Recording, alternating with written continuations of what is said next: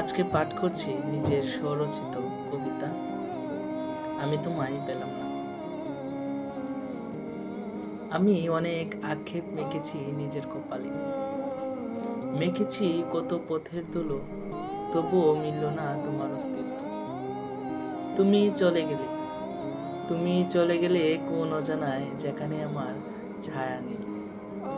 কথা ছিল কুয়াশার চাদর মুড়ে একটু বসবো, কথা ছিল সুমিশ্বরী নদীর তীরে হাত ব্যঞ্জন করে হাঁটবো, তার হলো না। কিছুটা পথ অতিক্রম করে দেখলাম ঈশ্বর আর চাইলেন না আমরা এক হই। আজ আমি এক শহরে, অন্যথায় তুমি অন্য শহরে। তুমি মেধাবী হয়ে রইলে আর আমি ভবঘুরে।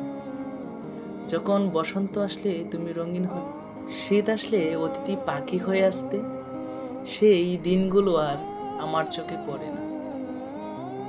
কতটা পাষাণ হলে তুমি অমন করে চলে গেলে, তা আমি পারিনি তোমায় ভুলতে। প্রত্যেক ঋতু এলে যেন তোমার কথা অনেক মনে পড়ে। নিঝুম বৃষ্টিতে টিনের চালের শন শন শব্দটাও যেন তোমার কথা স্মরণ করে।